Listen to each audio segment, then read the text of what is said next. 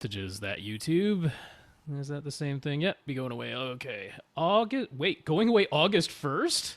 Okay, Right, that's new information. Well, I'll talk about that on the show. Hello, this is behind the scenes of AV Rant, episode number 650. So this is the behind the scenes version. That means you're getting my crappy camera still.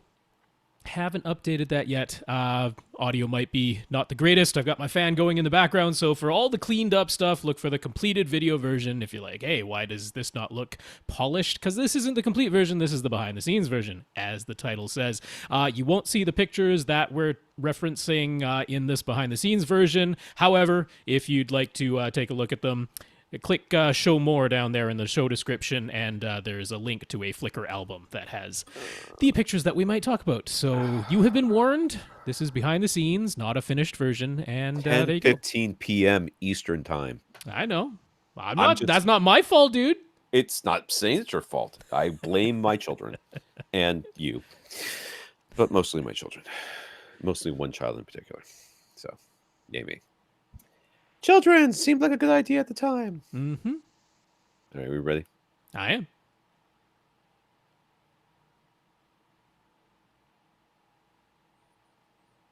All right. Welcome to another edition of AV Rant. I'm Tom Andry, and I'm here with Rob H. This is AV Rant. It's your home theater and AV questions answered. Few things from me off the top. First of all, happy Canada Day. That's today, the day that we're recording. Happy 4th of July. And it gets a day? You got a whole day? We absolutely get a day. July Is that like 1st, Independence Canada Day or what? It's quite similar. It's What did you do? When we became a country? No, I got that. But what did you do today? Oh, what did I do? I went to work, and then I got prepared to go camping tomorrow, which is why we are recording tonight. Wait, they don't give you Canada Day off work? Well, I get paid time and a half for working. Oh, okay. So it's not like it is a holiday. It is a holiday. And you worked on a holiday, so you get extra money. That is correct. With which to buy more headphones.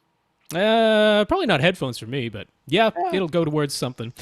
In any case, yeah, I also said happy 4th of July because by the time this podcast comes out in audio version, it'll be the 4th of July. So to all you Americans, happy 4th of July. And for anyone who was like, oh, Rob said he got that Logitech camera last week and was looking forward to maybe that being the case. Nope, haven't used it yet, but it's not because, mostly time I didn't even bother, but I also started playing around with OBS. The software OBS is pretty awesome. Well, it's very, very powerful. We're going to have to switch over to that. Google just gave the alert that August 1st Hangouts are going away. So I think we're going to have to use Skype or something else. Why don't we use Twitch or something? I do have a Twitch account. Right? I do too. I mean, I signed up for Amazon Prime, so I automatically got a Twitch account, whether I wanted one or not. Yeah. Well, whatever it is, you and I will have to find a way to talk to each other, which I will then put as side by side inside of OBS and then still stream it out over YouTube. So we're gonna have to figure all that out, but we're not gonna play around with it tonight because we're already starting much later than we wanted to. Right, and not only that, I've got the last 2 weeks of August I will not be here. I mean July. I think I told you this already. Last 2 weeks of July. Yeah. Okay. Yeah. Yeah. So next week is the last podcast I'm doing this month. Okay. So we can try next week. I could try to do an extra podcast or two. If there's that many questions. I don't know. We didn't get a ton of questions this week, but we're starting late. Everybody needs to go out to the beach. I know. I hate going to the beach. And if there are lots of questions and you're not around, well, I'll scrounge up a guest co-host. Yeah. That's how it'll go. Guy who owns the podcast is the most replaceable guy on the podcast. I'm okay. You know what? My ego can handle that. I'm good. I'm good with it. How you doing, Rob? How you feeling? Doing all right. Trying to make sure we have everything to go camping.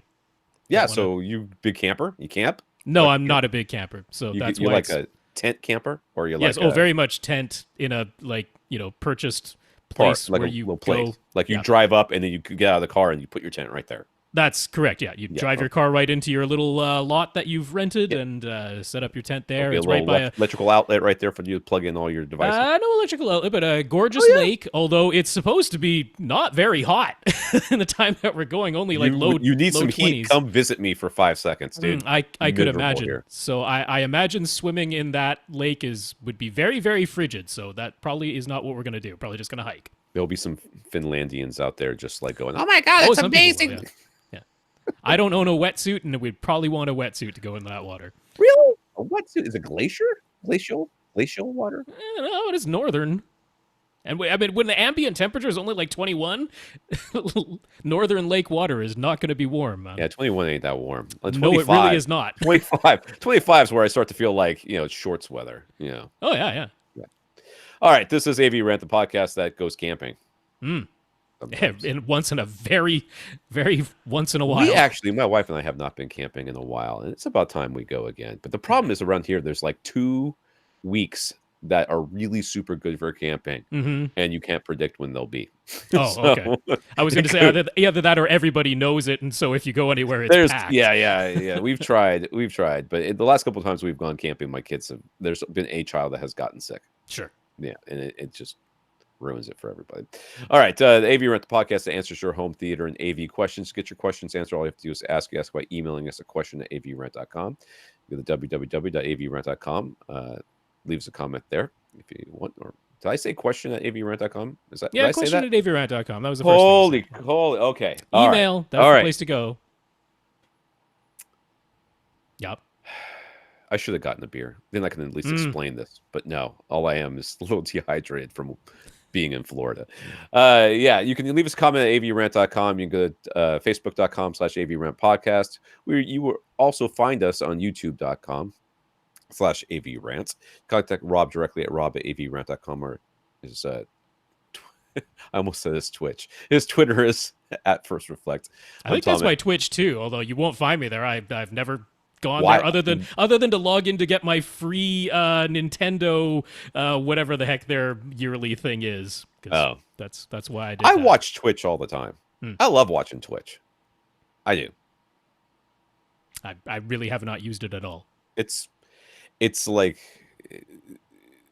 for a while. It took me a while to kind of get it, but it's like being in college. For me, it's like being in college. Okay. In college, you go to your friend's house. Somebody's playing like one of those JRPGs, and you just sit there and drink a Coke and hang out with your friends and talk to them while they're playing the video game. And because that's what happens. That's Twitch. Sometimes. I guess there's other things that happen on there too. Well, you didn't give out your personal contact info. Tom at avrant.com. Twitter's at avrant_Tom. Let's get to our listeners of the week. Become a listener of the week. You support the podcast in some way. One way you can do that is going to www.avrant.com and clicking on the Buy Us a Cup of Coffee link. Leaving us a PayPal donation. We want to thank Joshua and Stefan for doing that this week. Thank you, Joshua and Stefan. Indeed. I'll say it again. Joshua and Stefan, thank you very much for those PayPal donations. I'm glad that you said it because I apparently tried twice, messed it up both times. We also want to thank our 82 patrons over at patreon.com. Yeah, that's patreon.com/AVRant podcast if you'd like to sign up. It's like a automatic monthly donation, like a voluntary subscription, you could think of it. Minimum of $1, maximum of infinity, and we have 82 patrons over there, so thank you very much. Every time I think about that, I think about the Better Off Dead, that movie with John Cusack like a million years ago when the kid's asking for his $2. I think that there should be a minimum of $2 just for that reason alone. All right. In the news, is it Johnny? No, it's Johnny. Johnny with one N. Yeah. Johnny Ive announced that he's leaving Apple to start his own design firm called Love From. Yes. I hate it. I guess he's leaving in 2020 along with industrial designer Mark Newson. It has already been announced that Apple will be their first client, so Ive's design influence is certain to continue on future Apple products. Fantastic. So made lots of waves through the tech industry after that announcement. I'm like, I don't know how much effect it's truly going to have. It's more just like he can charge more money. Perhaps, but also just he can design for places other than Apple. That's really the thing. But it doesn't seem like he's going to stop designing things for Apple altogether if they're the first client. Apple's notoriously fickle. We'll see. Vesa has announced the new DisplayPort 2.0 specification that they expect to appear in products by late 2020. DisplayPort 2.0 offers up to 77.4 gigabits per second bandwidth, enough to run 2 4K displays at 120 hertz simultaneously, or 2 8K displays, or a single 16K display. It uses a Thunderbolt 3 16K. Shut up. Yeah. It uses a Thunderbolt 3 connection and is backwards compatible with DisplayPort 1.4 signals, including USB-C video. So that's cool. Yeah. Yep. Yep, it's using that port that looks like a USB-C plug. Not all USB-C plugs are Thunderbolt plugs. Right. And actually, not even all Thunderbolt plugs are USB-C plugs, but Thunderbolt plugs can be USB-C plugs. So they're using that form factor for the thingy. But yeah, 77.4 gigabits if it's the actual Thunderbolt 3 connection. USB-C is the one that's reversible, right? It goes and goes. Yes, you can plug it in either way. I love USB-C. I know. It's a shame that it hasn't really, like, taken over more. My last phone, I just got a new phone this week. The Pixel XL had the USB-C, and I got a Pixel 2 XL. And that comes with the dongle because it doesn't have a. Yep. Yeah, immediately lost that dongle. I put it by the phone. I think they're counting on it. Gone. That's why they charge like $45 for a replacement dongle. I'm so pissed because I was going to buy new headphones, but I don't want to buy new headphones if I can't plug them into my phone. It's like an 8-cent piece of copper. That's so stupid. All right, Roger B. Hastings announced his retirement as president and CEO of RBH Sound. RBH, Roger B. Is it Hastings or Hassing? I think it's Hastings, but I might be wrong about that. I'm not sure. I haven't heard him say I've heard his name said a lot. He would be the RBH of RBH. And they talk about Roger like he walks on the water, the RBH guys do. So the ones I've talked to. So they said what are they going to say? He's not nice. They speak very highly of him. He will retain partial ownership of the controlling interest has been purchased by Todd Stewart, who will immediately assume the roles of president and CEO. Stewart, electrical engineer, land developer, and retail and real estate manager, expects to transition more of RBH products to U.S.-based facilities. We're keeping as many of their dealer relationships and staff in place while keeping as many of their dealer relationships and staff in place. So that's good. Yeah, everybody's complaining about the tariffs right now in the AV industry. So. Yeah, it's a bit of a thing. Although, I mean, the move toward having more U.S.-based production has been happening since before Trump was even elected. So that's true. That's not a completely and new RBH thing at all. They offer enough high. I say this because of the profit margins, but they offer enough high-end products that they can kind of afford to make everything here. Whereas, I mean, a lot of it is like the cabinet work and that. In particular. I mean, there are raw materials that just have to be imported. They just literally cannot be mined within the United States. So raw material stuff is still going to have to involve trade in that. But the actual finished products or assembly of the products, that type of thing, moving more of that into the States, which makes sense. Yeah. They actually had a cabinet that they were making. They were working with a designer who basically makes like kitchen countertops out of some sort of really weird Formica stuff that was super inert or whatever. They were going to make a big cabinet out of that, and they ended up their subcontractor fell through, and it like set their whole thing back like years. So that can happen. But congratulations to Roger on his retirement. Yeah, well absolutely. Earned. And congratulations to Todd Stewart stepping in, taking the controlling stake and taking over the president and CEO roles. And best of luck to you. And I hope RBH continues to make excellent neutral speakers. Is he internal or is he external? He seems to be external. From the description that was given. I'm very surprised about that. Well, it seems as though he was involved with one of the subcontractors that RBH started to work with. Yeah. And then he was like, "Hey, this is a company I would." Well, I hope they keep their brand intact. I hope it doesn't like start to Velodyne, if that makes sense to anybody. I mean, they already do make headphones, so can't say, "Hey, if they make headphones, that's a sign of anything." No, that's not what I mean. That they still have a core value, I think, that you can see in all of their products. I mean, if they're keeping most of their same speaker designers and engineers, then hopefully they won't go too far afield. If Shane Rich leaves, that's when I start to worry. There you honestly, go. If the Stewart guy comes in and Shane Rich is like, "I'm out," I'm like, that's right. All right, several people. Okay, this is comments. Several people let us know that the link Rob provided for his LG B7 OLED picture settings wasn't working, so Rob made a post on AVRant.com. Which then promptly exceeded its bandwidth, as we tend to do at the end of each month. I don't understand. I don't know what's going on. I have never had any clue what's going on over there. Well, I mean, we've actually had people who know what they're looking at look at it and say, "Yeah, this should fix it," and then it doesn't. So I mean, it seemed to be fixed for like a couple 3 months, and then it's back. This is the reason why episode 649, the audio only version, did not post until today, July 1st. Everything ready to go because they told me that the bandwidth was ready to go. I had the post ready. I had the podcast episode was inserted, the SEO stuff was all done. All I had to do was put in the show notes. Mm-hmm. And by the time I got the show notes, the website was down. Yep. In any case, if you were wanting my OLED picture settings, then they are now posted at avrant.com, right there near the top of the page at the time that we're recording this. It'll move down as we add more posts. Yeah. Infinite Gary knows people are always asking for great demo material, especially scenes with amazing bass. You watch a Norwegian film called The Quake? That sounds good. Yep.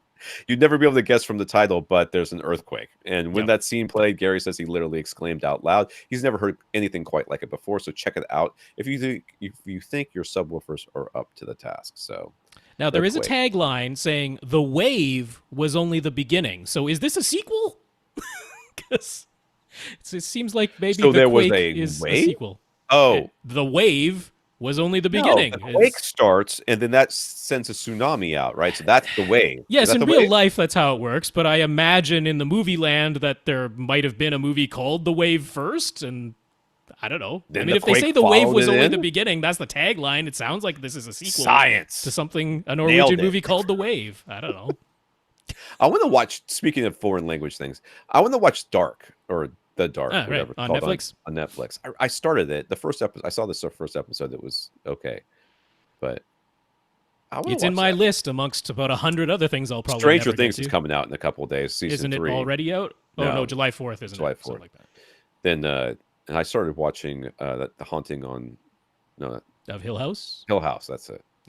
With my son, the one who's in big trouble right now. So now I have to wait until he's no longer in trouble so I can finish watching this stupid thing. All right, let's get to these questions here. Brian. First up, Brian got his new bone-anchored hearing aid. Bone-anchored hearing aid. He says it's been awesome. He can enjoy stereo imaging and surround sound now. So that's awesome. That is cool. That is great. On our recommendation, you got a pair of NHT Super Zeros to use as surrounds, and those have been great. I don't remember researching them, but it sounds like something I would say. And he closely followed Rob's 12-step guide to setting up dual subwoofers. It took him a few days, but he wound up with one sub behind his TV and the other sub behind his couch. He played sweeps, and more sweeps, and he changed the phase knobs on one of his PB1000s little by little and listened in every seat over and over and over again. Since the auto EQ in his Onkyo 686 didn't get the job done, he wound up using a mini DSP for the final EQ. No matter what he did, he couldn't completely eliminate the small dip right at 89 hertz, which is almost certainly a room interaction. But otherwise, he's very happy with the results. It's very linear response, and it's uniform across all of his seats. He has added tactile. He has added tactile feeling. Oh, the subs that we're giving him, not he hasn't added a tactile. No. The tactile feeling is improved after all of this effort. Yeah, and I guess we got a sub right behind his couch, but go on. And both of his subs are no longer at the front of the room. So we have a picture someplace which you may not see, and there is a dip, and it is not a small dip, but it is a dip at 89 hertz. But it is a very narrow dip, which is good news because unless you are specifically playing like those 3 or 4 hertz in there. Really. It's like 90 to 88. Yeah. you get a little bit of silence right there. So it's almost like a bit of a notch, which, I mean, all things considered, if this is the response you have more or less across all of your seats, that is pretty darn good. That's fine. I could definitely live with that. Oh, yes. Which, those big like U-shaped dips, that's what you don't want. No. All right, so those are just the statements. Here's the questions. He's got Polk Monitor series speakers up front. Now he wants to upgrade them. At the moment, his top candidates are a pair of Ascend CBM 170 SDs with a CMT 340 SD sensor. That combo perfectly fits his budget. What does that make his budget? I'll add that up for you, but a little over $600, I think, 650, something like that. So he's just 9 feet away, and now his subwoofers are in excellent shape, and he can't imagine he needs any more output or deeper extension. Right. The only question are the looks, and they're fine, but obviously not the prettiest. The Sierra ones are prettier and supposedly an upgrade, but if you got a pair of those, he'd have to hold off on getting a center right away. But then there are also the RBH Impression series and the CAF Q series to consider. But what do we think he should buy? $600. Those cents are pretty good for $600. Performance-wise, there is nothing to complain about. I still consider their tweeter a cut above pretty much everything else at the same price range. I mean, if it was the RBH Impression Elite, That would be a bit better, but that'd be a real. But so I mean, it's funny because you have the RBH Impression series, the regular Impression series, right. and then the Ascend SE series would be just a little bit more expensive than those, and then the Impression Elite series is a little bit more expensive than the Ascend SE. So it's almost as though the Ascends fit right in between. Price wise, Yeah. and I mean, performance-wise, it's kind of that way too, right? Right. So, yeah, I mean, if you're not going to increase the budget for Impression Elites, I wouldn't. I mean, I like the RBH Impression series very much for their price, but if you can afford the Ascend SEs, I personally think that tweeter in them is a cut above the standard Impression series. The Sierra ones are also very good speakers. Yes, but he would only be able to afford the two, just a pair. He wouldn't be able to get the center at the same time. Yeah, I mean, it's tough. I mean, the good news is if you picked any of these, you are getting good speakers. So there's no bad choice. This is a rabbit hole right here, though. I mean, this is a rabbit hole waiting. He's like, this is how much I'm comfortable spending, and we're saying, if you just spend a little bit more, you know what I mean? The next thing you know, you're at Sierra 2s. There are other alternatives too, which are also good speakers in this type of price range. So the Sierra ones can be upgraded to the Sierra 2s. Yes, the Sierra ones can later be upgraded to Sierra 2s. You would essentially only be keeping the cabinet. Both the tweeter, the woofer, and the crossover inside would all get replaced, but you can get a kit, which is just the tweeter, the woofer, and the crossover, and you replace those, keeping the cabinet and the binding posts, and that's about it, and the grills. Right. But they can, the Sierra ones can be upgraded later to Sierra 2s. I mean, I would at least keep that on the table as an option, and and simply because of the ability to upgrade them later to the Sierra 2s if you really wanted to. Now you could very easily just go with the Ascends or the Impression Elites and just be fine. And if you decide later on to go with the Sierra 2s, you could. I don't know. To me, there's at least a bit of a compelling reason to look at those Sierras. If you're sitting in between the two speakers, anyways, we've had many listeners say Phantom centers work just fine for them. Yes, at least for the beginning, and you can get that Sierra center, which is just the regular Sierra turned on its side, right? It is, yeah. It's just to turn on its side with the tweeter rotated. We do know he has more than one seat, though, because he went through the whole thing of getting uniform bass across multiple seats. But does he really care about those other seats? Yeah. As far as stereo imaging is typically, it's difficult to get a Phantom center to work across all of your seats, though. That's pretty rare. It depends on how wide your speakers are placed. It depends on how wide your seating is and how far apart your speakers are, but in general, to get that really good Phantom center, you sort of need to be centered in between your two speakers. So, oh gosh, I mean, this is tough because I can wholeheartedly recommend those Ascend SE speakers, the ones he's already leaning towards. I can wholeheartedly recommend those. I think they're excellent. I agree, their looks are not stellar, but when the lights are out and you're watching a movie, just some plain black speakers are great because they're not going to draw any visual attention to themselves at all. That's true. I know. Yes. Oh, man. I mean, I have zero reason to tell you to get something other than the Ascend SEs. Since they do fit the budget and I think they perform extremely well. Then again, if you're like, you know what, I'm going to save some money and get the RBH Impression series, I'll be like, yeah, that's still very good speakers. So we're really not helping him on this. Golly, I'm more willing to say, I really like the SEs and go for them. But I mean, I agree with everything Tom said as well. Yeah, man, we're not helping. What about that Kev Q series? They'd be great speakers too. Honestly, I would say this: don't look at the KEF series because you don't need any more problems in your life right now. You don't need to make this decision any harder than it already is. And we don't need to add more options to which we could, but we don't. And they're all the options would be very good. Yes, and so I guess that's the best way to look at it. You can't really go wrong with anything that you've proposed. And I will say, go ahead and get those Ascend SEs because they're excellent. I love them. I think they're great. How much are the RBH SEs? The Elites? The Elites, yeah. They're more. I have to go through a VPN to see the prices. They're $240 each in the Phantom Black. Yeah. $240 each, so they would be just under. I mean, it's $750 by the time you get three of them. Yeah. Yep. The Elites are definitely more expensive. They're very, very nice.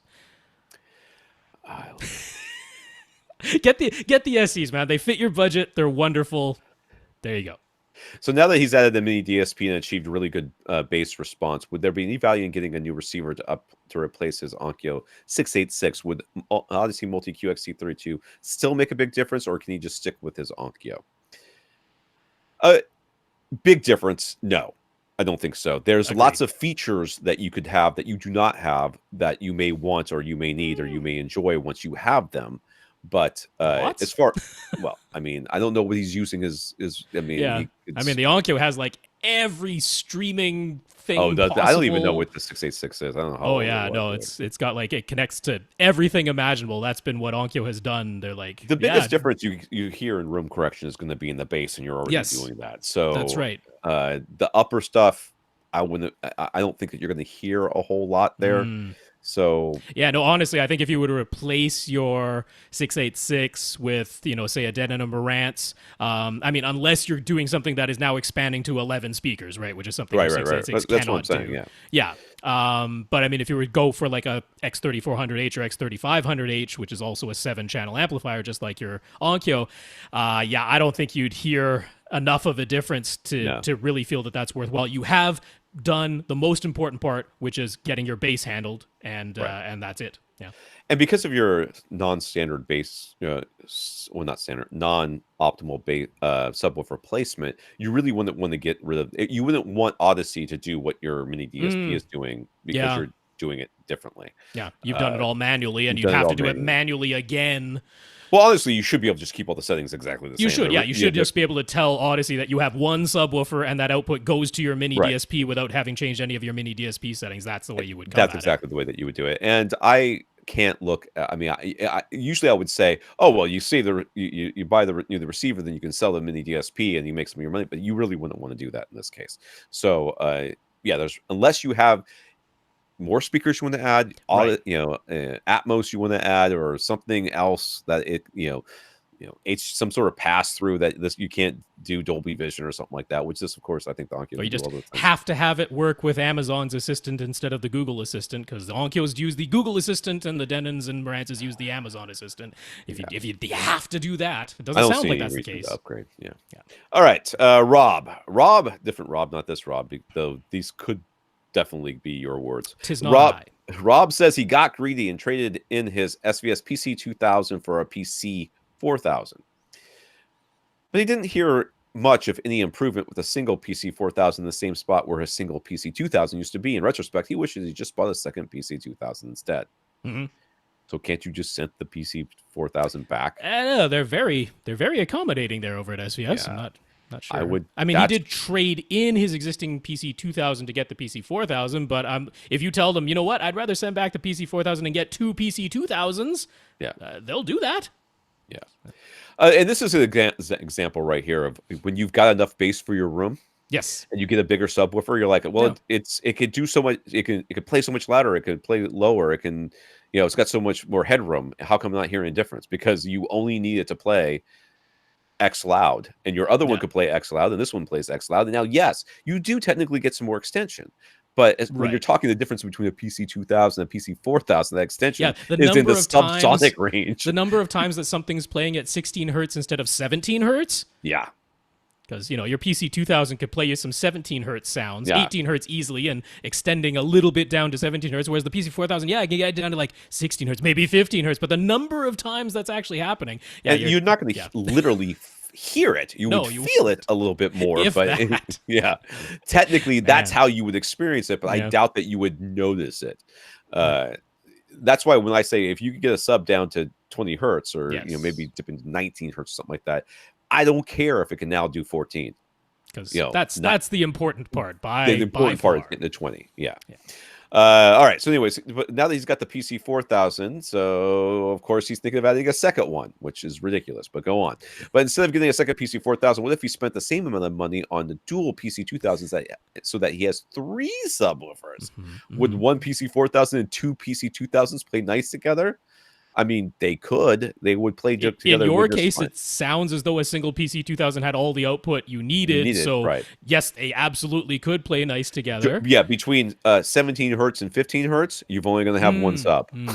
But no one cares. We are really not concerned. To get 3 subs to work nicely together without a major trial and error headache, you would want to use the multi-sub optimizer software. Right.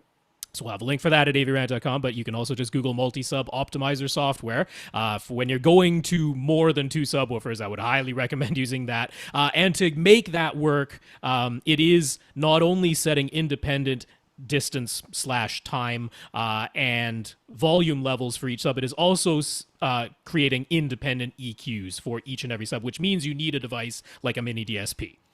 So you would have to have a mini DSP, you'd have to have some kind of measurement microphone, and for that we would send you to our good friends over at Cross Spectrum Labs. Right. Very small upcharge for a fully calibrated and wonderfully accurate microphone. So get a UMic 1 from Cross Spectrum Labs, a mini DSP, and the free multi-sub optimizer software. Or trade in your PC 4000 for 2 PC 2000s. 3 subs are not, I mean, three subs are not a good idea. I mean, if you're going to buy 2 more PC 2000s, then send the PC 4000 back and buy 4 PC 2000s and put them in all 4 of your corners. You could do that. That is the amount of money. Even number subwoofers we can deal with. Odd number subwoofers are harder to deal with. So you really need the software to do it. I wouldn't want to do it manually at all. Either have 2 PC 4000s, which is way overkill, or have 2 PC 2000s. Or if you really want overkill, get 4 PC 2000s, right, which will not give you any more extension or volume because your room is already being filled with 1. But it will give you more uniformity across. It will give you excellent uniformity with 4 of them. Yes. Yeah. That is the epitome of first world problems right there. I've got so much sub, I don't know what to do with it. Yep. Jeff will be setting up his basement for both home theater and critical 2-channel listening. So he needs a sealed sub and a ported sub. That is a joke, folks. Please don't take that literally. Dude, I would be so easy to take out of context. Yep. Like you could put quotes around almost anything. Like you could just pick stuff out, and the sarcasm is lost. Yep. The context easily, is if this lost. was a transcript, that'd be super easy to happen. And you did say it. You said those words. I did say it. Man. Meaning. It's a 16 by 24 foot space with 9 foot ceilings, but it has major ringing and echo at the moment. There are 2 large windows plus a full plate glass door. He wants to purchase acoustic panels, but he isn't sure what to get. He was planning on blackout curtains over the windows anyway, so could the curtains take care of his acoustic reflections over the 2 large windows and the glass door, or does he still need separate absorption panels for those areas? What should he get? Unless you have got the world's thickest, like, you're literally hanging carpet from your ceiling, carpet with the backing material as well. I mean, there can be very thick, heavy drapes that are bunched together to the point that, those actually do provide some, I mean, especially for knocking down something like a slap echo, which is the higher frequencies. Yes, that could be the case. But if it's more what we would expect normal, even blackout curtains, which of course are a bit heavier and thicker than just, really thin little curtains. It's not those, but still, my blackout curtains don't cut down any noise. Yeah.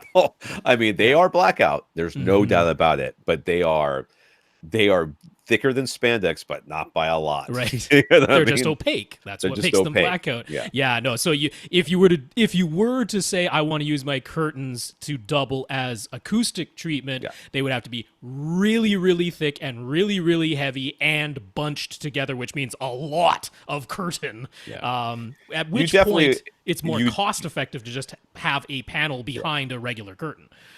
So I mean.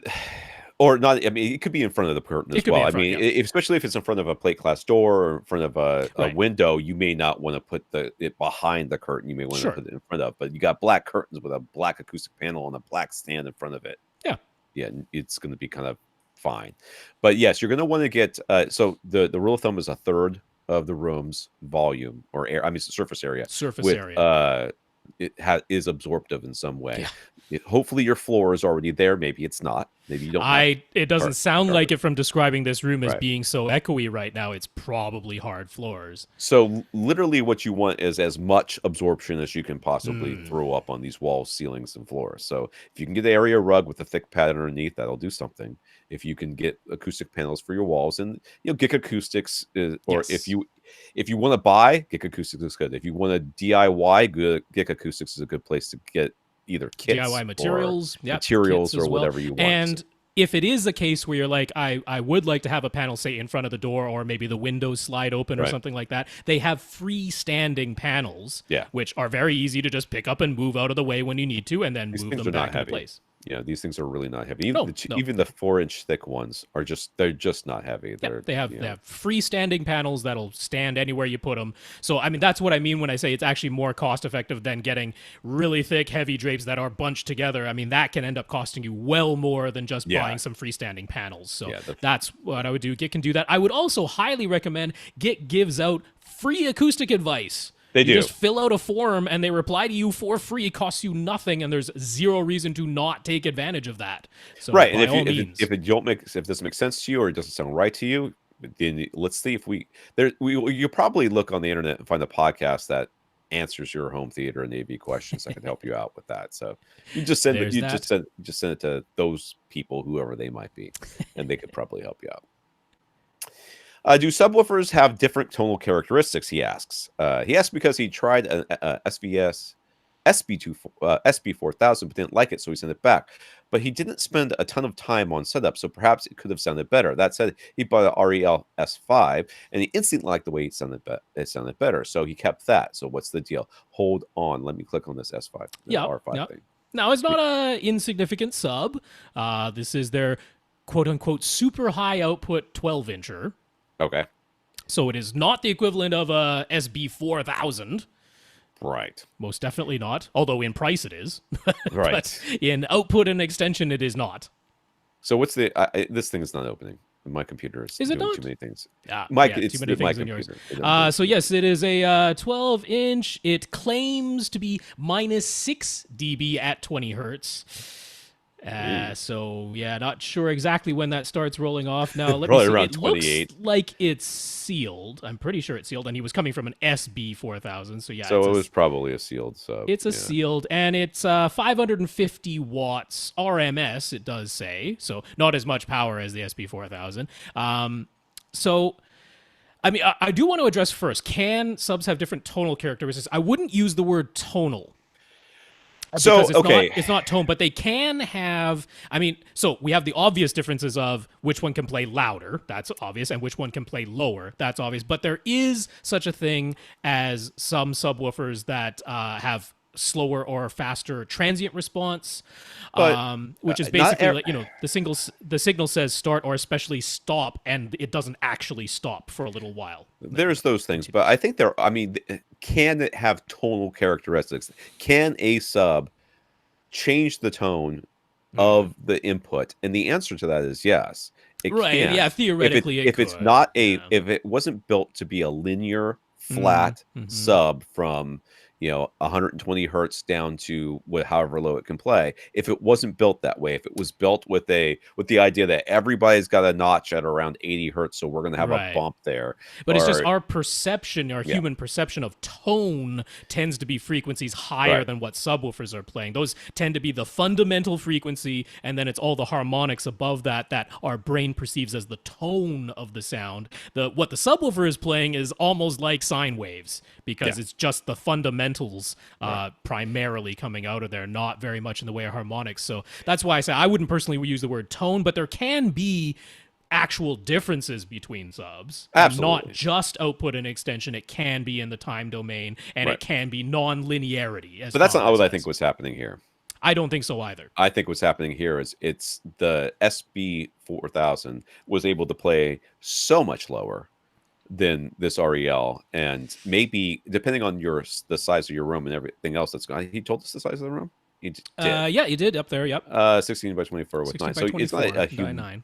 It's not a ginormous room, but it's pretty large though. Pretty large. No. my guess is that there was stuff going on with the SB4000 that was activating things going down lower than this REL was able to do.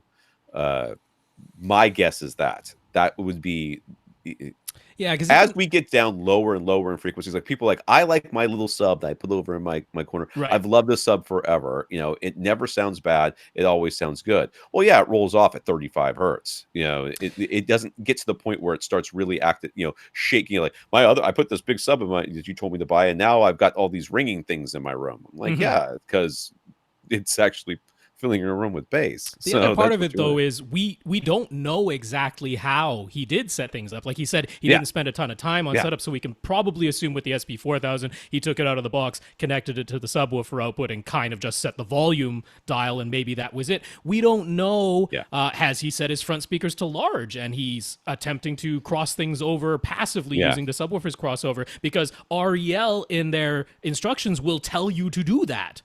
Which is not how we would tell you to do things. And that could easily cause all kinds of interaction between what your, say, tower front speakers and your now added subwoofer are playing when your towers have been set to large, or it's set to a very low crossover frequency, and now the sub is only coming in below 40 hertz or something like that. There can be a multitude of setup things that we don't know. Not saying this is what Jeff did, but it's certainly possible. Right. And so that could easily have an effect on perceiving. There's a lot of things that could be happening tone here. Or blend or whatever. Yeah. I'll be honest with you. The very first time I plugged in my very first subwoofer, I put the volume dial where they kind of told you, or like midway or something like that. Yeah, midway up. It absolutely destroyed my room. Like I was afraid. I mean, I was afraid I was going to break. Not knowing room, I was going to break. And I was like, okay, this seems dangerous. I need to do something. And this was when I actually knew what I was doing. I mean, I was very. I was still an enthusiast. I hadn't been paid to do anything yet. I wasn't a professional, but I read enough that I knew what to expect, and I still was kind of blown away by it. And it took a while. Yeah. Setting up a subwoofer is, I think, inarguably the hardest speaker. It is not plug and play. Yeah. And many people want it to be, and I don't blame anybody for wanting it to be. I don't blame anybody for thinking, hey, everyone has said this sub is terrific, so I bought one, I put it in my room where it was convenient, I plugged it in, turned it on, did what the instructions said, and I didn't like the way it sounded. Yeah, I think totally what the instructions said is probably further than most people go. Right. I plugged it in, turned it on, filled with the volume knob a little bit, and then went with that. I mean, there could be the crossover on the back of that sub could have been set to something weird too. Could have been a multitude. I mean, the SB4000 has a huge number of things that you can adjust on it. Right. Which again, it doesn't sound like he played with all of those things, but I mean. Honestly, Jeff, I will certainly say the SB4000 is not just inherently a worse sounding sub than the REL S5. Absolutely not. But I will tell you that getting your bass to sound really, really nice on its own, and then the additional step of getting it to blend perfectly with all the rest of your speakers is not a plug and play thing at all. Right. So I think it's important to kind of define where we're coming from with this. The SB4000 to us is a top of the line subwoofer that not only are you getting, fantastic performance, but you're getting good looks and a lot of functionality that most subwoofers won't give you. You can spend less and get the same or better performance in a box that's bigger and uglier with less features. Fewer features. You can do that. But so when you say that I plugged the SB4000 in and I plugged this other sub, which the REL sub is fine. It is a fine sub. Sure. It is inferior, I think, pretty definitively. In some ways, yeah. Oh, I mean, clearly it just has a smaller driver, less amplifier power. Yeah. Those are just objective facts. Objective facts. I think objectively, if you measurement wise, if you looked at extension and stuff like that, the REL is going to be inferior to the SB4000. To say that I plugged the the SVS in and I plug this other one in, I prefer this other one. Normally I would say whatever you prefer is great. In this case, I'm going to say you probably should have spent a little bit more time with the SVS, only because it is objectively a better subwoofer than the REL. So the fact that you like the REL and you're happy with it, and if you're looking for a reason to keep it, the reason is you like it, and that's fine. I don't really care if you. And I don't mind if someone says, I just don't want to go to the hassle, and this one doesn't give me a hassle, so There you go. I'm going to keep it. Yeah. You know what? Yeah. That's entirely valid. That's fine too. Whatever floats your boat. If you want the best objective bass in your room, then get that SVS and call us. We'll tell you how to set it up. Carlton is moving into a new house. He has an unfinished space for a dedicated home theater in the future, but in the meantime, he has a more open media room. He followed the common advice during construction to run more wires than you might actually need. /use. It was easy and cheap, and so he had the media room wired for 13 speakers, traditional 7.2 plus 6 overhead speakers. Now the time has come to get his AV receiver, and he naturally thought of the 13-channel Denon X8500H, but the absolute lowest price he's found is just under $3,000, and he really doesn't want to spend that much. So he asks, is there any less expensive options for full 7.2.6 configuration? Cue Rob with buying 2 extra receivers to make this thing work. And yes, It would technically be cheaper. You could do it from accessories for less, for like probably $1,500 if you really tried. 3 receivers could do this. You would send the top front and top rear pre-outs. You would take the top front left and the top rear left pre-outs, and you would send those to the stereo inputs of a second receiver, and you would take the top front right and the top rear right pre-outs and send those to a third AV receiver, and then you would use those second and third AV receivers in Dolby Pro Logic mode, or it would still be Dolby Surround these days, but to create a center in between the top front and the top rear, which become your top middles. So that's you could do that, and it would definitely be cheaper than an X8500H. Also, all 6 of those overhead speakers would always be active, as opposed to only when an object is actually positioned in the top middle position, because it doesn't always play out of top middles. For example, in the Ultra HD Blu-ray release of Wonder Woman, they essentially created 4 fixed positions in the mix. Right. And so your top middles, if you have them with an X8500H, never play a thing when you play back Wonder Woman on Ultra HD Blu-ray. But if you use this upmixing version of it with 2 separate receivers handling it, they will extract a center when things pan from front to back, or vice versa. So you can even make an argument that it's better. However, it's 3 AV receivers. That's right. In this case, it's more ridiculousness and the amount of space that you have to suck up for 3 receivers. 3 receivers is most of my rack. Yeah. I mean, I don't. But I mean, the thing I don't think I could get all the rest of my gear, and I only have like 2 sources. That the additional receivers are only doing your overhead channels. How much do you care about EQing those overhead channels? Because you could maybe get the Marantz Slimline type of receiver. That's true. Because you only got to power 3 things, and I mean, the Slimlines only have standard mult EQ. They don't even have XT, so you might not even want to use that. But you know, there's ways to come at this. But yeah, that's the ridiculous answer. There it is. Anything else that can do 6 overheads is more expensive than an X8500H. Yeah. So the Denon X4400H is only $750, and he already has an external amp he could use to expand that to 11 speakers. Is he really going to notice any worthwhile difference between 7.2.4 and 7.2.6?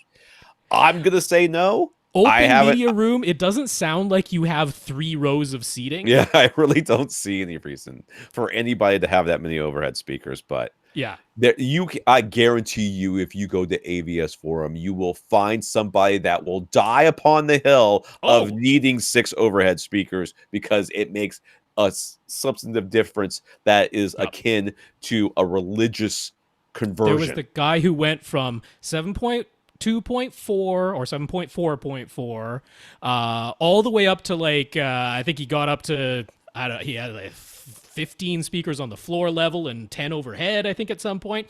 And then he was like, he pared it back down to 9.4.6. That's where he landed. Right. He's like, 9.4.6, that is the optimal amount, and that was only a single roller seats. And so absolutely, someone like that will tell you that that could be what it's worth it. But honestly, unless you have 3 rows of seats, it's so much less expensive. You already own the amp. I'm like, yeah, $750 compared to $3,000. Top rears. Top fronts, top rears, man. I would, in a heartbeat, recommend that to you.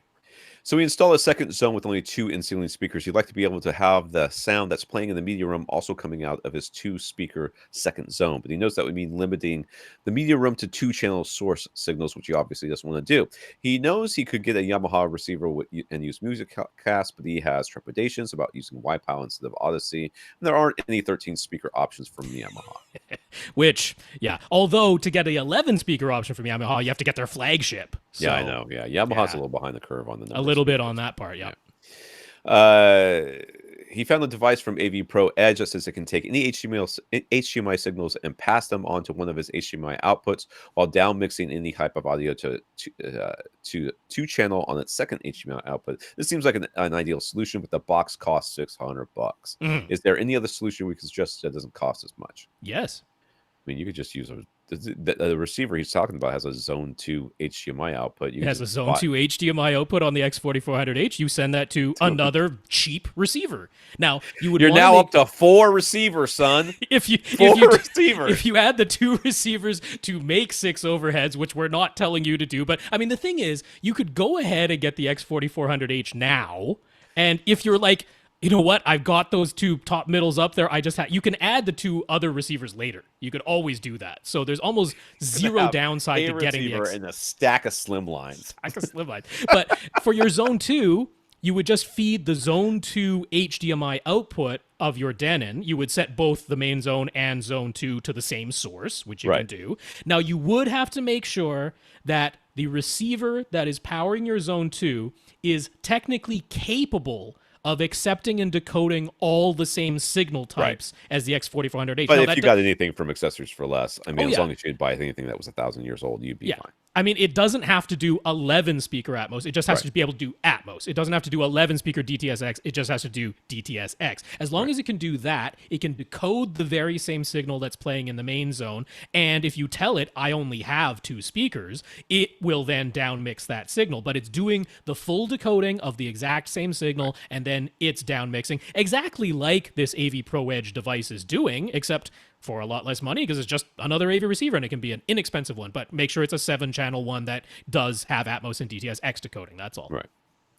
Alex says he despises snake oil audio claims and he's skeptical of most audiophile advice, but he owns a set of Outlaw Audio LCR speakers, the older and now discontinued design from 2008. They are a sealed 2-way design that with several switches on the back for boundary compensation, treble adjustment, and vertical or horizontal placement with 2 completely separate crossovers. They allow for biamping, and since he has an Emotiva XPA2 amplifier connected to a Denon receiver, he decided to give biamping a try with the Emotiva powering the low section and Denon powering the high section. He is a huge difference, truly night and day sort of difference. And biamping these speakers this way seems to have added 100% to their clarity. Are these Outlaw speakers just special in some way? What is going on here? I have multiple theories. There's so many things that could be going on. Did you take the little bars off? The little jumpers. I know. When you're saying 100% of the clarity, I'm like, were those little jumpers removed this whole time and you had it plugged into the bottom binding post, and so you literally have not been hearing treble until now? Because it could be. That would make 100% difference for sure. Yes. So, okay, just so you understand that speakers that have that are biampable, triampable, or quad ampable, it sometimes happens. They'll have 2 sets of binding posts or 4 up to 4 sets of binding posts. They're quad, but if they're biampable, they'll have 2 sets of binding posts. They'll have 2 reds and 2 blacks. The top red, usually the top red and black, go to the treble or the high end. The tweeter, the low, the bottom 2, the red and black goes to the low one. But in between, they'll have a copper jumper.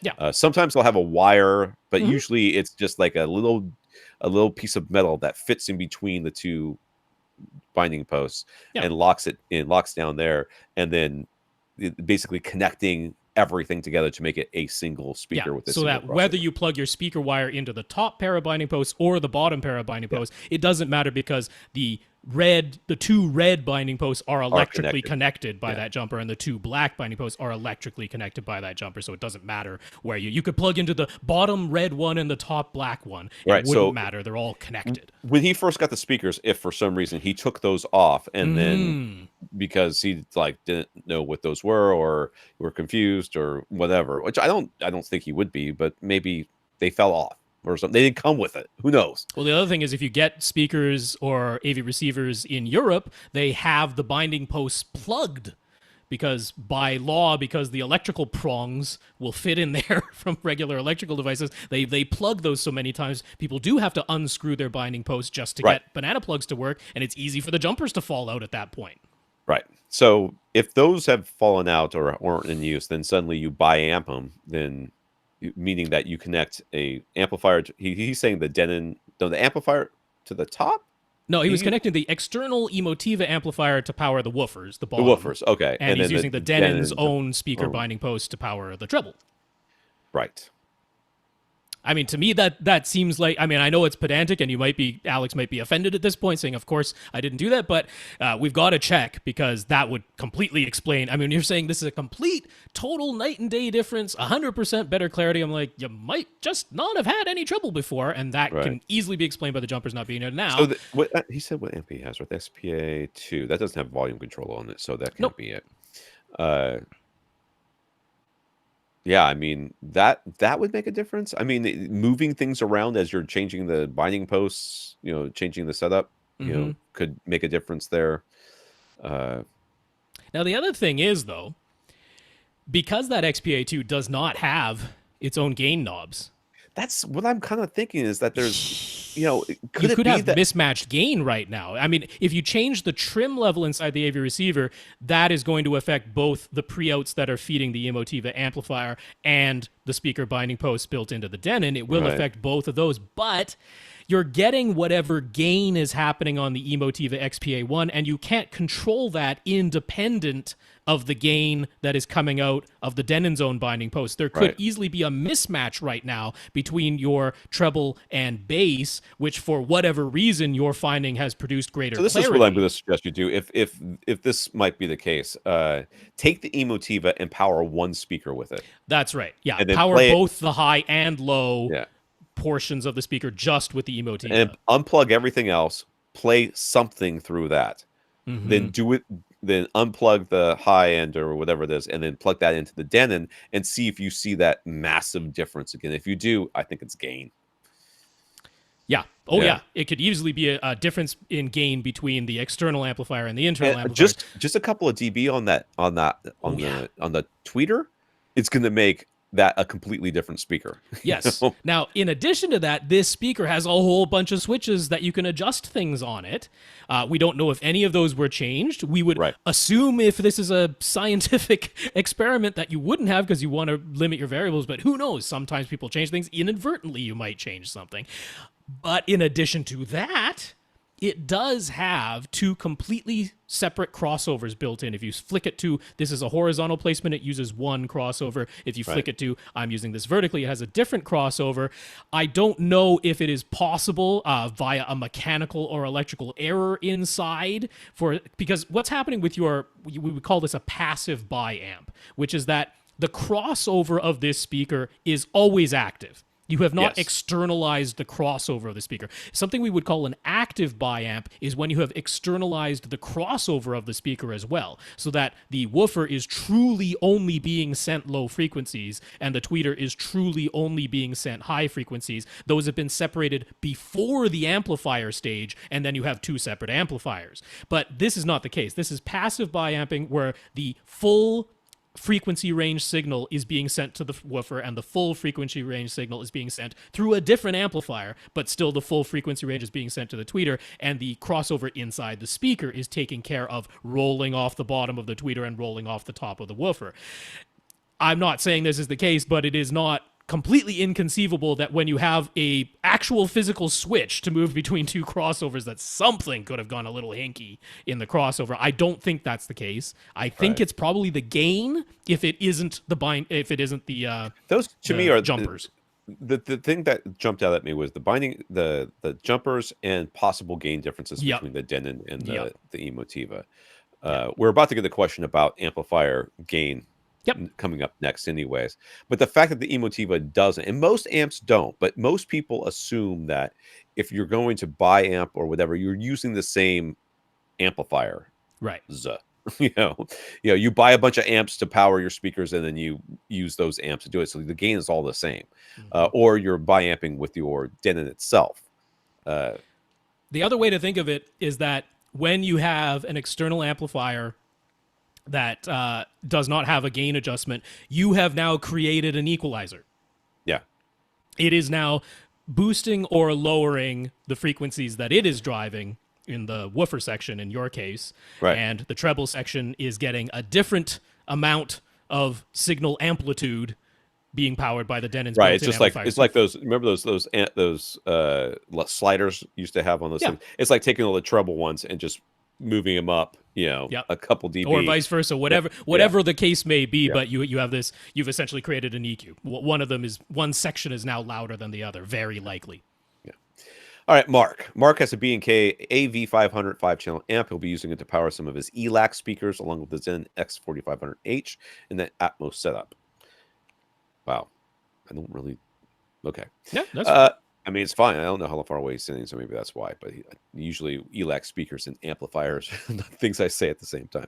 The B&K amp has its own level adjustment knobs for each of the channels. Where should those be set? All the way up? Generally speaking, yes. In amplifiers, you want to turn them all the way up and then let the trim level on the receiver do the job. There can be cases where, there's... if you go up too high, it's encourages the amplifier or allows the amplifier to clip. Right. I would not know if that was the case in this amplifier, but I would do 5 seconds of Googling to see if anybody complained that they turned it all the way up and suddenly things started to crackle. I mean, the other thing I tend to do when I have an external amplifier that does have its own gain knobs is I will have everything connected, but nothing playing. Right. So the system is on and connected, but just sitting idle. And I will turn the gain of the external amplifier all the way up and listen for how loud does the hiss get coming out of the tweeters of my speakers. I get up pretty signal to noise ratio. Yeah, I get up fairly close, but sometimes that hiss gets too loud. I mean, loud to the point that I would be able to hear it sitting at my seat. When there's a quiet section in the movie or there's nothing playing, I'd be able to hear the hiss coming from my tweeters. I don't want that, and I'm perfectly willing to turn the gain knob down a little bit on the external amp until the hiss is either gone or at a very low, reasonable level that I won't be noticing from my seat. So that's kind of, but the advice would be to start with it all the way up, because if it works perfectly fine all the way up, then yeah, that's where it should be. That means you are maximizing the possible amount of wattage that amplifier could deliver. You're not limiting it. I wouldn't expect that B&K would have many hiss-related issues. I wouldn't expect it, but do that little test. Doesn't take much time. Chris just moved to Florida, and he bought a house with a garage that is already converted and mostly finished into a living space. He's got permission to use it as a home theater. It's roughly 20 by 18 by 8.5. The north wall is one of the 20-foot walls, and it's blank. The west wall, okay, I have to think. To the left. I got it. Has the door to the house and exposed water heater in the southwest corner. The south wall is where the garage entrance used to be. Okay. And now that's closed off, and there's just a door leading outside. And the east wall has 2 windows. All right. So we've gone around the room counterclockwise. Oh, this looks nice. Doesn't it, though? It does. Yeah. So we're showing some images on YouTube. Hanging out in the middle of the room. But other than that, it's real nice. we've got a diagram to show the overall layout. It's pretty rectangular and square. But he has this hot water heater in the southwest corner that's still exposed. I'm not sure if he's got plans to close that in, but we'll talk about that stuff. Yeah. Okay. Did I scroll past anything that was important? No, I already read all that. All right. So the west wall, the one with the door to the house and the exposed water heater, will have storage racks and a small freezer. So he's thinking he would just make that his back wall, so end up facing the east wall with its 2 windows, making the room 20 feet long and 18 feet wide. He's going to install a ductless mini split air conditioner on the south wall. I'm getting all confused now, with the exterior door. Is that the orientation we would go with? Should he face some other direction or alter the room in some way that he hasn't thought of? Let me look back up here at this drawing here. So there's. My one thought is, could we do something to that west wall where the hot water heater and you're going to have a freezer? Which a freezer makes some noise no matter what you do. Could we perhaps construct some kind of partition wall. I'm not talking about completely closing it in, but, basically you come through the door that goes into the house. You've got some kind of area that you can walk through to go to the freezer and the hot water tank, but then there's sort of a partition wall between the hot water tank and freezer and the rest of the room. It's not going to be completely soundproof because you'll still have an opening at the front where the entrance to, the doorway into the house is, but having that partition wall will knock down some of that ambient noise created by the hot water heater and the freezer especially. That would kind of shrink that 20-foot dimension of this room, because now you'd have that being at least 3 feet wide, right? But I mean, that was my one thought. Do you want to just have this exposed hot water heater and this freezer humming away at the back of the room all the time? Right. Any Let's pretend that thoughts? he can't do that, because Pretend he can't do I'm guessing the answer to that question is no. Yeah. I mean, it's even if you did, I would probably still keep things facing the way you described. Even if you did put up that partition wall, I mean, I guess you could face the blank north wall at that point, but there's not a tremendous reason to. Right. Yeah. I'm just looking at that water heater and seeing if there's some way we can close it in, but we can't, because on either side I mean, not of it, entirely, no. yeah, well, I was thinking false wall in, that kind of, basically it went right in front of the Oh, you mean water having heater the there. screen on the Yeah. hot water side? Yeah. But then it would be a false wall. Yeah, but that's different than what I mean, you're you talking wouldn't. about. Well, I mean, that's creating a partition like I'm suggesting too, though, right? Instead of making it acoustically transparent, you're putting up a partition, putting your screen on top of that. Your speakers would still be in front of that wall, right? Not behind it. No, I was thinking behind it. That's the whole Behind point of it? So you'd be yeah. acoustically transparent. So all the noise from the freezer and the hot water heater is still going to come through. Yeah, exactly. Kind of defeats the purpose. Well, that wasn't what the purpose was. Purpose Was visual. visually to hide Visual, it. not audio. Oh. Not audio. I wasn't. Yeah. Okay. That. I was But that- thinking. I agree. audio- Okay, so yeah. the putting the stuff at the back of the room is problematic in a couple of ways. What Rob's talking about with the noise is certainly something to consider.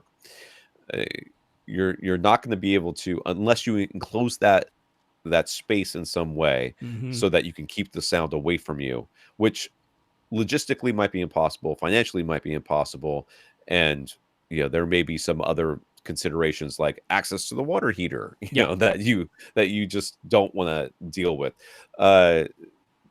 The problem being is that in a room like this, you're either going to want to sit in front of or behind the midpoint of the room. A lot of times we sit Sure. behind the midpoint of the room so we can have a nice big screen and get some space between us and our speakers, so that we have more options for speaker placement. But if you put this on the east wall, which is where the two windows are, and the water heater stuff's behind you, then you're sitting behind it, which means you're actually sitting closer to the freezer and the hot water heater.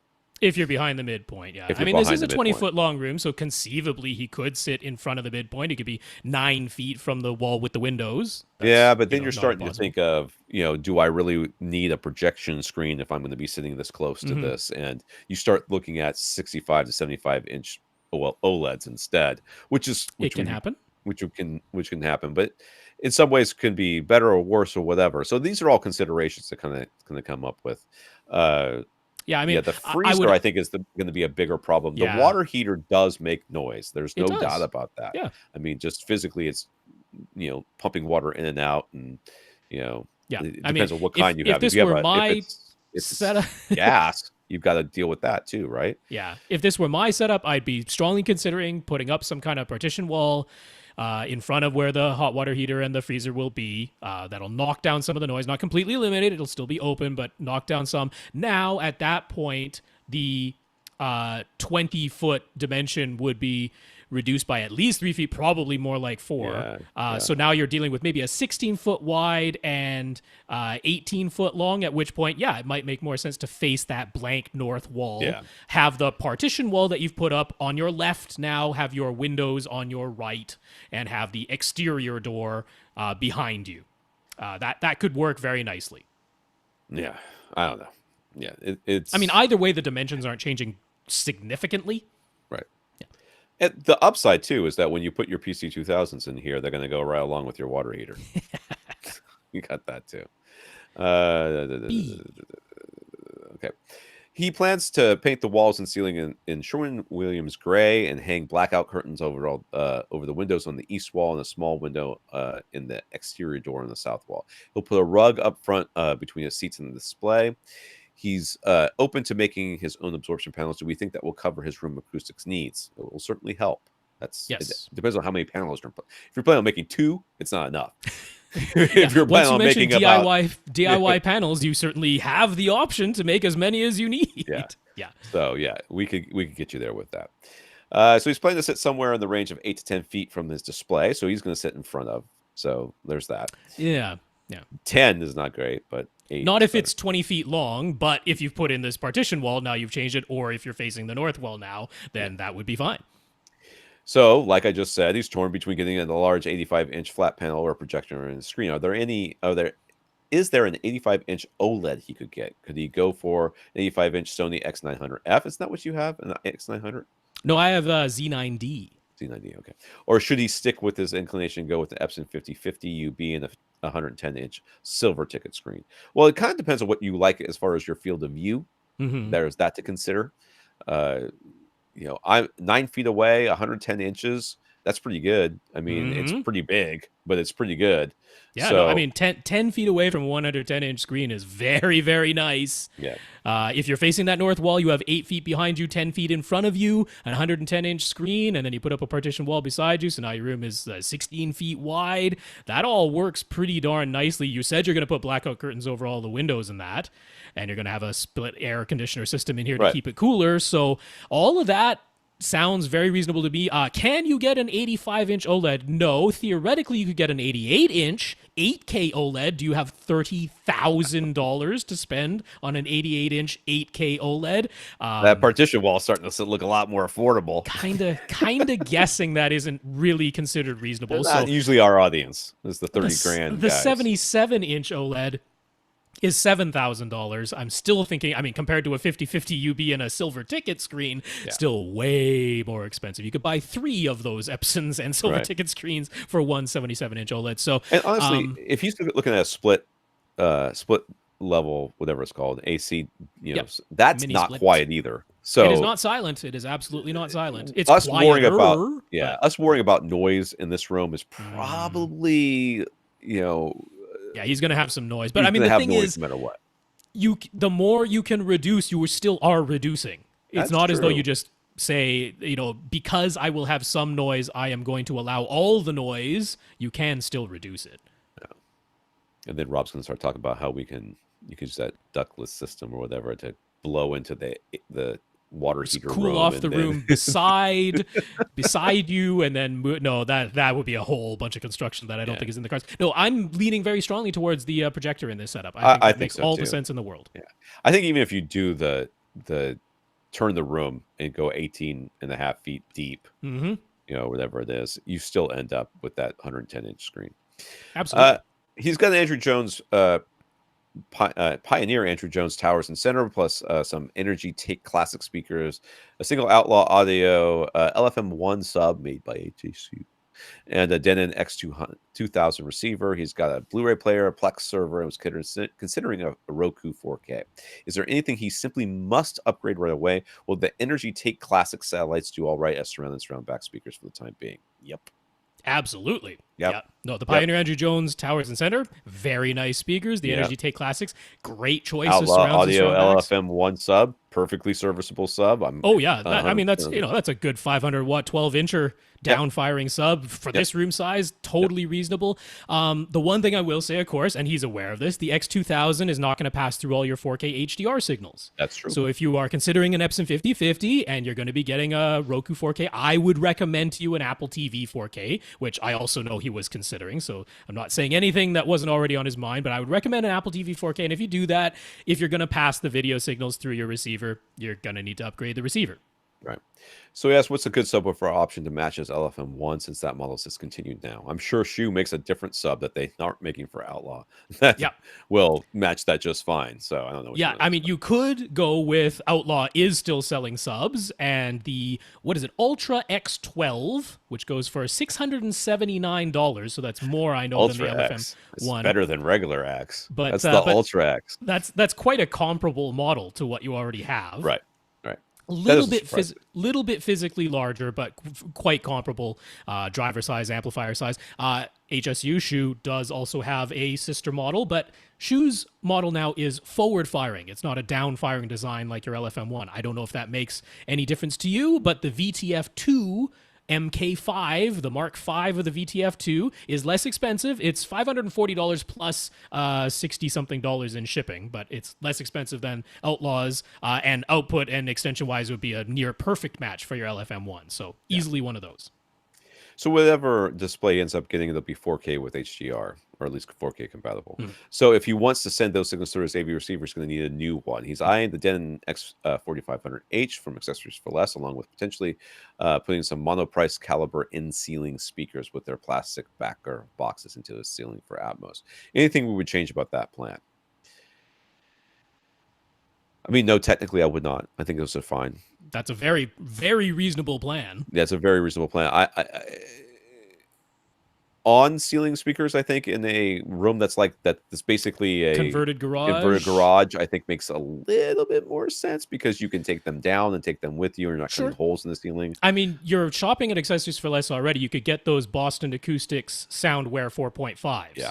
Super to me, easy that to makes mount. a little bit more sense in this application, only because it's a converted garage. Yeah, converted garage is, who knows what the next person who lives in this house going to do. Right. Is this your forever house? Then ignore me. But if it's not your forever house, then I mean, those are not drastically increasing the price to get the Soundwear 4.5s. Very easy to mount, and you have an 8.5-foot ceiling, so I'm not worried about the ceiling height on those and having them hanging down a little bit either. So yeah, I can get on board with that, but that's a great choice of receiver, and you're already shopping at Accessories for Less, so add 2 pairs of the Boston Soundwears. Yeah, I can be behind that. Jim is helping a friend of his. No matter what Jim says, this friend wants their couch against the back wall, which means they're no longer your friend, Jim. Wow. I wouldn't go burn that bridge, Jim.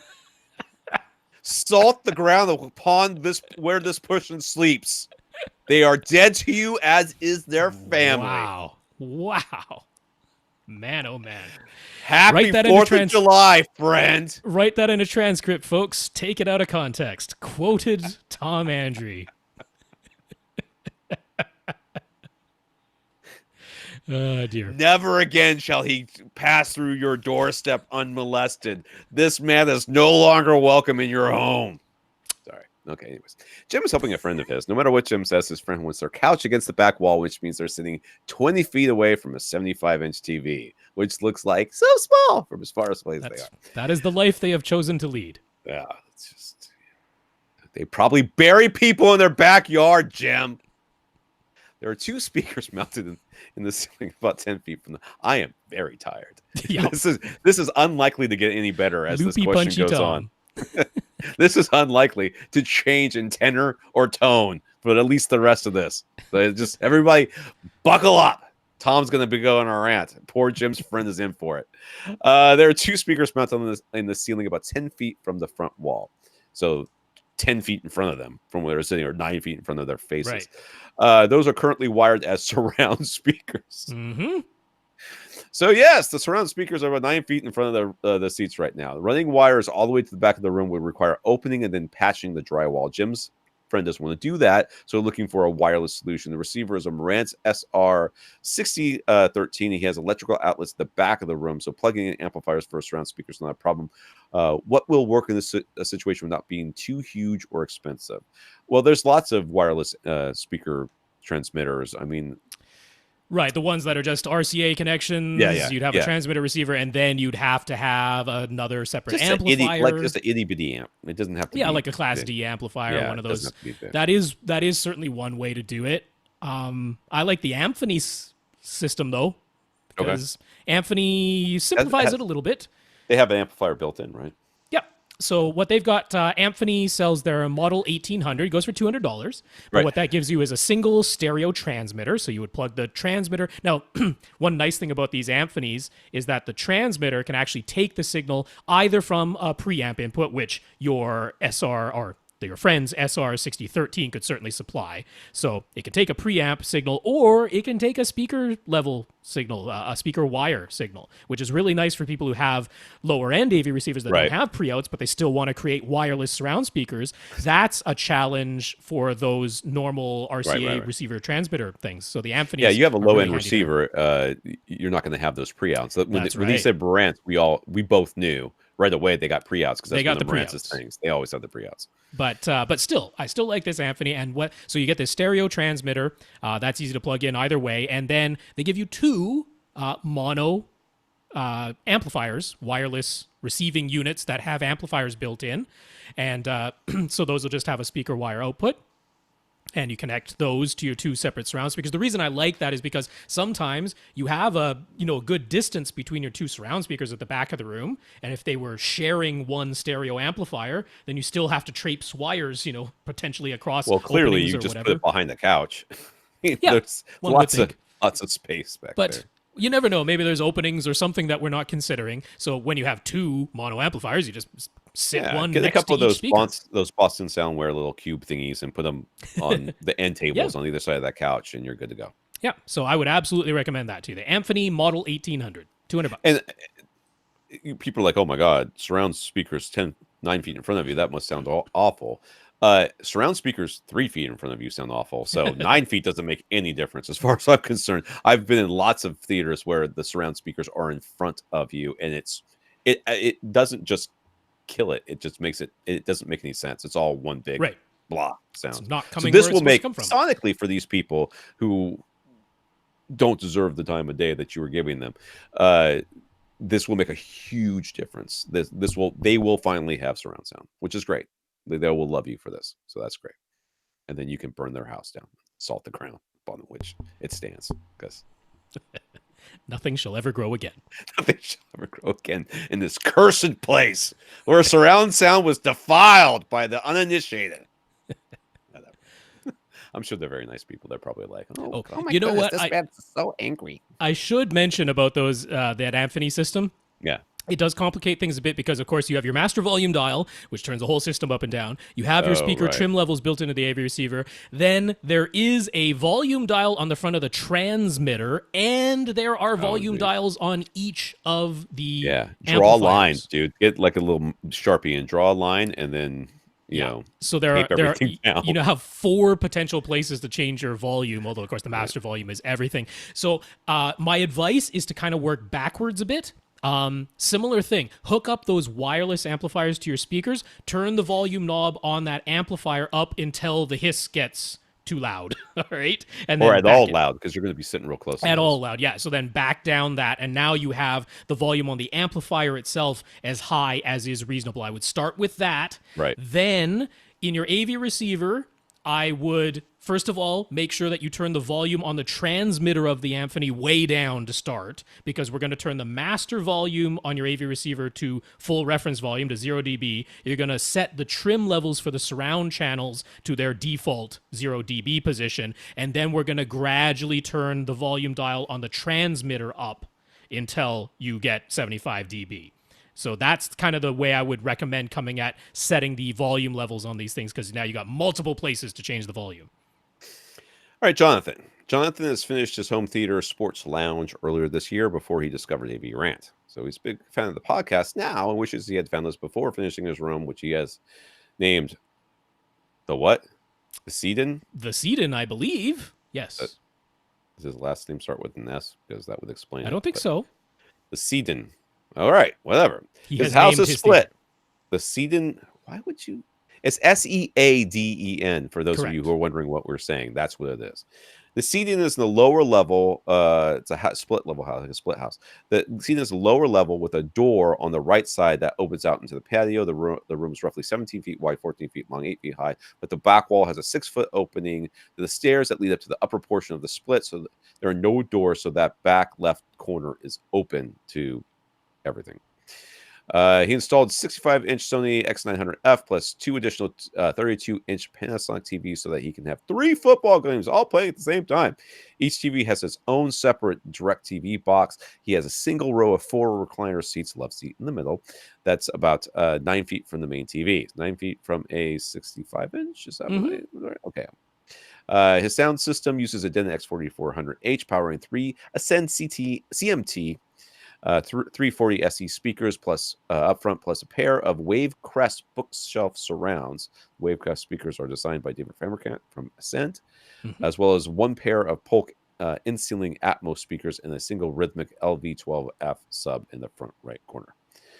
All right, so no center channel, or did I miss the center? Oh, no, he's got center because he got 3 of the CMT 340s. Oh, 3 of them. Okay, yeah, got it. Left, rights on their pedestal stands, so those look like towers. Anyone who's like, how come Ascend doesn't sell towers in the SE series? Well, those perform like towers, and they look like towers if you get the matching pedestal stands, and then he's got his center wall-mounted right below his 65-inch TV. He's got his 12-inch ported rhythmic sub in the front right-hand corner next to the door that he's covered over. So he's blacked out this room more or less. Little bit of light leaking through there from the window on the right, but yeah, more or less cover that up. And then, yeah, some very nice theater seats reclining with, I believe those are power headrest in those models. And he's got a couple of bar stools behind those, I guess, if he has more people coming over, but mostly it's the 4 seats. All right. Overall, he's quite happy with the setup, but he isn't blown away by the bass. And listening to us, he's definitely concerned about the opening at the back of the room and only having a single sub. He pre-wired for a second sub in the rear left corner, just beside the stairway entrance. A second rhythmic would mostly fit, although it would stick out just a little into the entrance. The bass is noticeably louder in the far right seat, noticeably quieter in the far left seat. So what we suggest, a door. A door would really be the thing. A door would make it so that this sub actually fills the space pretty nicely. Yeah. Oh, yeah. I mean, the thing is, I'm looking at this opening. Do you know how much cheaper a door is than a subwoofer? Doors are like, I mean, like installed $250 if you like. Right. I mean, this would have to be a double door in his 6-foot opening. Right. I mean, I'm looking at it. You know, what's on the other side of this 6-foot opening, and I don't know if there's more to the left and the right. We can see the stairway clearly in the photo. It seems like there's a door to the right of that stairway, too. It looks like a knob right there. Yeah, I think that maybe goes into a closet space, perhaps, or something like that. But it's a little bit tough to tell. So, I mean, ideally, yeah, you would just have maybe some French doors, right? You could have French doors with, glass that you can see through so that visually you aren't, destroying the look of this place. You're looking from the upper level down into this room. You could still have glass French doors. Make sure they're not ones that are, super chintzy and going to rattle. But there's not much reason. You've got enough room that they could swing open into this theater, right? So I don't see a ton of reason why you couldn't possibly install some glass French doors here and close this room off. Now, will that give you uniform bass across your seats? Probably not. You probably still will want a second sub, and I'm going to easily recommend to you, you already wired for that rear left corner, which is a perfectly reasonable placement when you have a front right corner sub, as you already do. How about a PC2000 cylinder, which will fit into that corner real nicely, and if somebody bangs into it, well, it's a soft round thing instead of a hard, sharp, cube thing. Yeah, scoot that front right sub a little bit more towards the corner, and put the cylinder in the back cylinder in that rear left corner underneath your surround left speaker there, and some glass French doors, and let's close in this room. Yeah, I agree with that. Look at the seat. Do we have any thoughts or suggestions? Room treatments. Yeah, I mean, it is fully carpeted. That's good. And that's it. Yeah. There's carpet and blank walls everywhere around there. So. And I mean, I don't think he would claim that he's getting absorption from the covering over his windows, because those are some flat, like, shades, not certainly not plush, heavy, bunched up curtains. Right. Definitely acoustic treatments. First reflection points on the sides. You could go for a freestanding panel to go, on that right hand side, because you wouldn't be able to mount it to the window. There's a bunch of pictures on the left wall. I'm not really sure what that's all about. Yeah, blue left wall. Some pictures over there. I mean, if you want to get a printed panel to replace those, that doesn't look like copyrighted images, at least on that larger one. I would put that front wall too, as many places as you could fit them between the TVs or behind the speakers or whatever. I'm not usually as concerned about the front wall. The back wall you could put some panels on. Back walls, yeah. But definitely the sides. There's no reason you can't do the sides by using some freestanding on the right. Yeah. And printed on the left. That's about the only thing I see. This is a really nice theater. It's a very nice looking theater. And let's just you kind of could back get up. a bigger TV, right? You could, we would never say no to a bigger TV. This thing streams projection system, but let's just let that lie. So you want good bass, right? And we've talked about good bass in this podcast over and over again. Closing in this room makes it possible for you to get the second sub and have it work the way it's supposed to, where the good bass is easy. And you're like, well, there's a lot of expense. Maybe I just get the second subwoofer. But the problem is the fact that you identified that the subwoofer is louder at one seat than it is at the other seat means that you're not pressurizing the space. Yeah.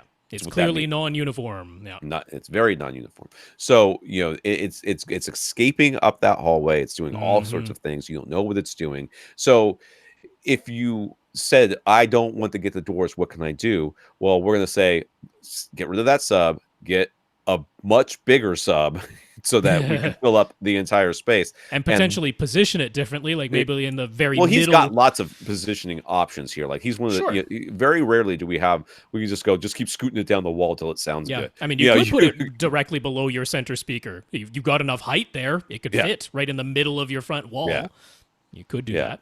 So, I mean, that might even be worth just trying right now. Just scooting that subwoofer all the way over to the center. Put it right in the middle, right below your center speaker there. You could. But if you really want to get that good, couch rattling, bone shaking, blur your vision bass, rattle your teeth. You need two things: doors. So two doors. All right, Adam has written to us previously when some of his house was still unfinished. The basement where he will eventually build a dedicated theater is still unfinished and will remain that way for a few years, aka nearly forever. Don't have children, they'll screw everything up. But the upstairs, I'm sorry, such advice. I mean, it's really life hacks from Tom. Don't have kids, they ruin everything. This is the podcast where you could take Tom out of context. It's not even out of context. It's just quote Tom to offend everybody. Let's see here. The basement was finished and will remain that way for a few years, but the upstairs is mostly done now, and they've placed some furniture so they have an idea what the final layout will look. He's dealing with a huge, wide open great room, and aesthetics are extremely important. Last time he wrote, we suggested he could use the KEF HTF 8003 passive soundbar up front on his fireplace mantle for a very clean look, and then perhaps some extremely slim KEF T series on the on-wall speakers as surrounds. We warned him away from using in-ceiling speakers with his very high ceiling, or putting his surround speakers behind him and up high on the section just in front of the kitchen in the back. Yeah, I seem to kind of sort of remember this. Yeah, this is definitely a very wide open space. In the photos he sent now, we don't see, but I mean, it's completely open to the second floor as well. There's a staircase on the right-hand side this whole place is wide open and hard and flat for the most part. And everything else. Yeah, and he's sitting a good distance away. He's facing a fireplace. There's a mantle on there. The TV's above that fireplace, and aesthetics were a big concern. So we're like, well, nothing in here is going to be what we would probably consider fantastic acoustics-wise, but if looks are number one concern, then that KEF passive soundbar. Is this the actual room right now that we're looking at these pictures? Because it looks like there's speakers on either side of this thing. What are those things? Well, so there's speakers up front to the fireplace. So he's got some Polk towers that he just set up there, and he sat a center speaker on an ottoman in front of the fireplace. That's what I'm looking at. Okay. Yeah. So that's just sitting there. Now, he's drawn in some red rectangles where the surround speakers might go to the sides. Those, of course, are just graphics. Yeah, okay. So am I reading this question? I forgot where I left off. We're on to A. Now that we've got a better idea of the final layout and look at the room, his wife has agreed that bookshelf-sized speakers to either side of the fireplace column would be all right. Adam is thinking everything would sound better with the front, left, right speakers spread further apart. The seating is about 13 to 14 feet away, but he would still need a very slim, attractive center speaker. He knows Polk makes a slim center, but he already has Polk speakers and actually hoping for an upgrade. So these suggestions, he's hoping for keeping the price of 5 speakers to around $2,000 or less.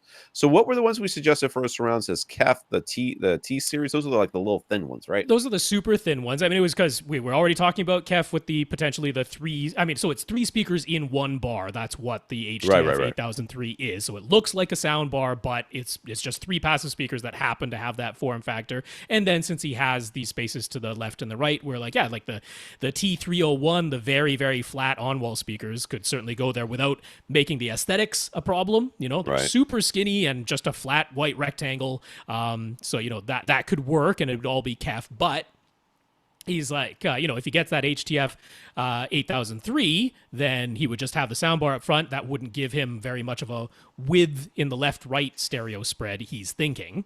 Right. And since he has the okay now to put some bookshelf speakers, so not directly to the left and right of the actual fireplace, but the fireplace is in sort of a column that sticks out a little bit, and they're going to have some stands to the left and the right of that column, so that's where the bookshelf speakers would live. So actually spread, you know, quite wide. It looks about 9 or 10 feet apart. So even wider than he's got them right now. Yes, wider than he has his towers right now. I want to say something that Rob may not agree with, but I would like you to bank this goodwill instead of spending it right now. You know, I feel like going with the sound bar, it's not surround bar, the sound bar up front, and the thin speakers on the walls where we suggested them before. Gives you that nice clean look, especially up front where your wife is really going to care about it. You know, if every time she looks at the TV, she looks at those speakers and gets a little bit angrier at you than she was a few minutes ago, then I feel like that's not worth it. You know, bank your goodwill, bank your, you know, worrying about stereo imaging for trying to buy multiple subwoofers for your home theater. Because that's where that's in the future. That's what's coming. Years right? away. That's what you're working towards. This right here, I feel like the sonic benefits you're going to get from having speakers placed out wide in order to get a, you know, better left-right separation is in this room, in this space, with all of these hard surfaces and all these places for the sound to get lost. I don't think it's going to be worth it. And if this is your setup and that is your TV already mounted above the fireplace, they're going to be much wider than the width of your TV. I mean, it's not inappropriate for your seating distance. I'm not saying that. Oh, no, you're right. Yeah. But, you know, you're probably not going to have a gigantic projection screen in front of your fireplace, so it starts to put the front, left, and right speakers quite far apart. I mean, I don't think the HTF 8003 is a bad choice. I mean, and as far as left-right stereo spread, using that soundbar, it's better than you might think. Yeah. You can definitely tell left from right, even though it's this soundbar shape. They've designed things well, and they put the tweeters right to the outsides, and they're using that concentric Kef design to give it some good directionality, and you can definitely tell left from right, even in your setup. That said, I could also point you to JBL's Stage series. Okay. Because they have that nice slim center. I'm showing an image without the grill, so don't worry. It doesn't look like that all the time. There's a grill you can put on front if you're looking at the image on YouTube. But they've got a nice slim center. Now it uses the, in my opinion, much better tweeter and waveguide that JBL is using in that Stage series than what the Polks are offering. So they're not that much more. They are a little bit more expensive than the Polks, but not tremendously more. Certainly you can fit within your budget. No problem. In fact, they're well below your budget with the JBL Stage series. And they have a nice A130 bookshelf speaker that could go along with that slim center. So that is certainly an option. If that's what you have your heart set on, I can recommend the JBL Stage series. I can also back what Tom is saying, and that if you stick with the Kef plan, I don't think you're going wrong. Yeah. Next issue are his surround speakers. Mounting something directly to the left of his sectional seating seems easy enough, but the right side is more problematic. There's a small window-like opening into an office where you could potentially put a right surround speaker, but it would be low at an angle, and he doesn't really want a speaker balancing on that ledge at all times. We had suggested he could mount a speaker to the right wall created by the staircase, but that would actually be a little in front of his seat, so would that be a major problem? And on top of the speaker placement decision, running wires to that right side could be done, but wires would need to go down into the basement, go through a bunch of floor joists, and then back up into that right wall. Certainly doable, but he wouldn't want to go to all the cost and effort unless the location is ideal. So is there maybe a wireless solution that could work? And he would to get to use Heo speakers that surrounds, perhaps. I mean, we already just talked about the Anthony, so there's that. There's the Anthony, but I mean, the thing is, the looks of that are not going to be super clean because the Anthony amplifier has to be plugged into power somewhere, and then you still need to run speaker wire from that to the speaker. So, I mean, all of that could be done inside of walls and that, but I'm not seeing that as tremendously better. I mean, really, the question is, if you do install a speaker, be it on wall or in wall, in that section that's created by the staircase over to the right. Now, he's saying that, in the image it's a bit tough to see because it's being photographed at a little bit of an angle. Yeah. But he's like, that's about 2 feet in front of the seats. Whereas the one on the left is like directly in line. Now, my first question is, can you scooch the seats forward? Yeah, really? Like a foot and a half, 2 feet? I mean, it doesn't look impossible. It looks like you got plenty of walkway space to get in on the right-hand side if you scooched them forward like a foot and a half or 2 feet. At which point I would say, yeah, definitely mount it on that side wall. I don't understand why it has to be that far forward. I mean, why can't you mount it? Well, I mean, I guess there's probably structure there. You can't put it right to the back. But if it's on wall, you could put it right to the back. Well, that's what I'm saying. On wall, right to the back, or even where it is in the little door, in the little window way. Mount it just to the left of that on the wall and angle it like up. Up, and then angle it, up and get something that comes with a pivot mount, right? Yeah, pivot mount, and just put it right there. It seems like this. Or even to the right of it, to be honest with you, right of that window, it'd be further back. It'd be farther back, yeah. But it would and then you could put the left one on the like doorway part instead of the recessed part by the windows. Don't worry that one's further away from you than the other. No one cares. No, the further away doesn't matter. But we want. It would be nice if your two surround speakers are about the same distance, beside or behind your seats.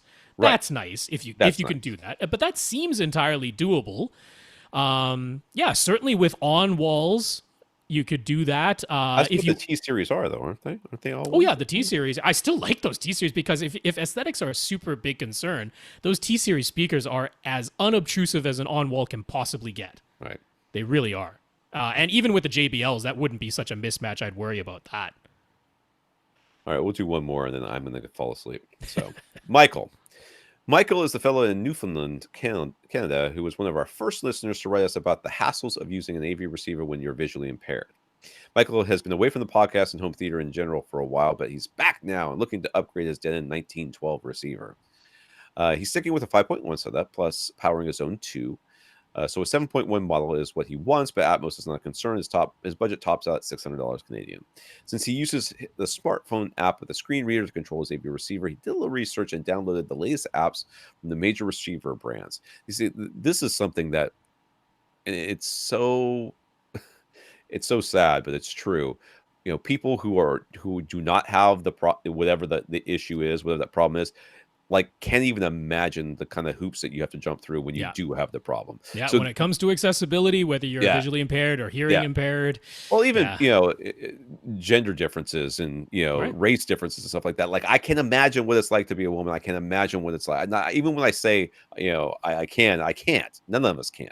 And, it never would have occurred to me that before he can make a receiver decision, he would have to download the apps to see how well they work with his screen reader. Exactly. But it's absolutely true. And once you say it, you're like, oh, well, of course. But what a hassle. I'm sorry that you have to go through that, man. I really am, Michael. All right. Whatever. Download the latest apps from the major receiver brands. Back when he got his Denon 1912, Denon's app was the most accessible, but now things have flipped. The newest Denon app isn't as accessible as the old one, but Onkyo's newest app seems pretty good now. Well, that's good because Onkyos are cheap. So this led him to the Onkyo NR686, which we've just been talking about, being his front runner, but he wanted to double check what our thoughts are on that model. Also, he'd like to know if Accessories for Less will ship to Canada, as he'd love to save some money if possible. You ain't gonna save money shipping to Canada. And also we'll just answer that right away. Accessories for Less will not ship any of the receivers they sell to Canada. They're not allowed to. Not allowed to. He can afford the Onkyo 686 from Best Buy, but if he can get it for even less, why not? So there's got to be B stock someplace that he can buy. There sure is from Gibby's. Yeah. We have mentioned Gibby's before, but he has been away from the podcast for a while, so might not have heard that advice. Gibby's electronicsupermarket.ca. They are Canadian. They get their B stock directly from the manufacturer, just like Accessories for Less does in the States. You get a 1-year manufacturer's warranty with any of their B stock items. So they're kind of the equivalent for AV receiver B stock in Canada. You can get the 686 from them for $400. So that's a cost savings. Oh no, sorry, $500. I didn't want to shouldn't misrepresent there, but no, $500, $100. No, it is right, $400. I'm screwing up. I'm getting tired. All right. Too. Sorry, $400 is the 686B stock. $500 is the 686 brand new. So yeah, you could save there by getting that. Now, what do we think of that model in general? The only thing that I'm not a super duper fan of that model is it does have the basic version of AccuEQ. So it's Carbo. one measurement position, which is essentially useless. I mean, it's fine for setting your trim levels and your distances, but I would not want to use it for its EQ. So you could consider upgrading to the 787 instead of the 686, the 787. Now, if you get that as B stock from Gibby's, it's $540. So you're spending more than the brand new 686, but you're getting a 787, which now has AccuEQ Advance, which does at least take multiple measurement positions and does some spatial averaging the way that EQ should be done. And it also has 9 amplifiers built in, so if you ever want to have 4 overhead speakers, it could do it. He said he doesn't want to do that. So, Right. So you really only be one paying... person who listens to this podcast who might be able to really discern a difference in the audio cues as he's paying much more attention to the audio positions than the video. Yes. The one guy who could actually enjoy Atmos for what it was intended for is like, nah, I'm good. Like, I mean, thanks, Michael. You got my back. like the 686. Onkyo has for the past while had very good amplifier sections, so that is certainly a positive in their favor. There's almost nothing to complain about. I mean, every streaming source, every multi-room wireless thing, they're like, we work with everybody. They're the most ubiquitous.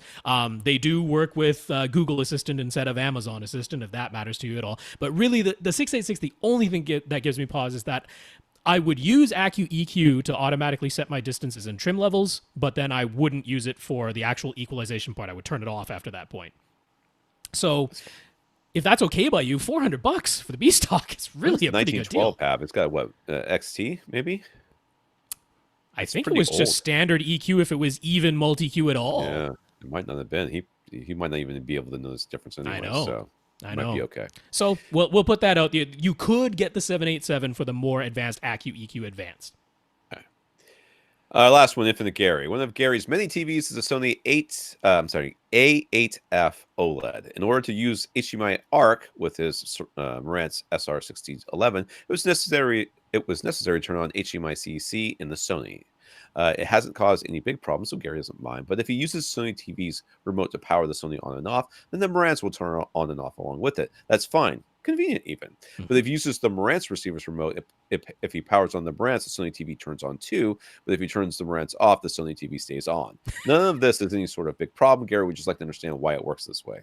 CC is stupid. It's a bit crazy. Yeah. I would wonder if he's actually got CEC on in the Marantz as well. I guess he has not to, only right? that, but the Marantz gives you much more granular control of different parts. Sounds to me like the Sony's doing, like it's just more blunt force doing everything, whereas the Marantz has got, it gives you the option of doing things slightly differently. That would be my guess. Yeah, because within the Marantz, in the HDMI section of its settings menu, so first of all, in the Marantz, you can turn ARC on independent of all the other parts of CEC.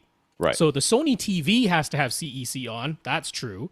But in the Marantz, you could have it so that only ARC is turned on, only the audio return channel is turned on, and none of the CEC control or power commands are turned on within the Marantz. You can turn that stuff on and off independent of the audio return channel. So that's one way. If you don't want them to power on and off together, you could do that. Within the Marantz's menu, you do have the options of turning on the CEC control. So that's like using your Sony's remote to do things like play and pause and fast forward and stuff commands from the Sony TV remote. But then the power part is also its own separate thing. So, that should be most of it. There's the thing that says, I know for sure there's the one that says when I turn my TV on and off, turn my AV receiver on and off along with it. Right. Whether there actually is an option to go the other direction, I'm not Sure. It might just be one of these weird things with CEC where it just doesn't do it that way. Right. Yeah, no, there's not a great explanation, Gary. It's just that the one ththing we can say is that Marantz receiver does allow you to toggle on and off independent parts of the CEC. I would probably try to get that Marantz to do it the way that the Sony's doing it, just to turn the TV off when the Marantz turns off. Yeah, it's just convenience. I mean, the other thing is you could turn it all off and just use a Harmony, right? That's the Harmony, the CEC that doesn't suck. So well, it's the answer to having CEC turned off. I loved over on Entertainment 2.0, Richard Gunther over there. He's had a Cavo for quite a while now. I don't know what that is. Oh, is that remote? I mean, that's the thing it actually, like, through machine learning, quote unquote, watches what your sources are doing, so you talk to it, you talk to the Cavo, and it will like control your streaming devices and actually like figure out how many up and down clicks and OKs and stuff that it needs to do. Like the whole idea is that you just talk to it and it works, magically. But he's like, yeah, when it can, it relies on CEC, and that causes so many problems that he's just like, even though the price of the Cavo is like $100 now, which is insane. Right. He's like, I got rid of it and went back to a Harmony. Because the problem, when something goes wrong in the Cavo, you don't have individual device control to fix it yourself. Right. You kind of have to like unplug everything and start over. Yep. Yeah. Every once in a while, I'll turn everything on and the projector won't come on. Mm-hmm.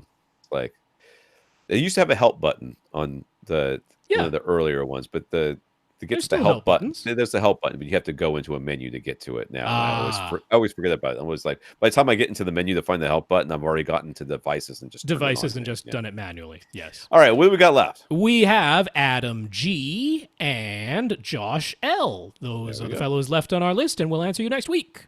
All right, let's thank our listeners of the week. We want to thank Joshua and Stefan for going to www.avrant.com and clicking on the Buy Us a Cup of Coffee link, giving us a PayPal donation, and thank our 82 patrons over at patreon.com.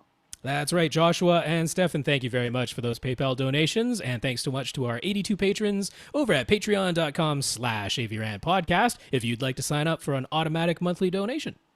Thank you. If you want to get your question answered, just all you have to do is ask. You just email us at question@avrant.com. For AV Rant, I'm Tom Andry. And I'm Rob H. Now go out and listen to something.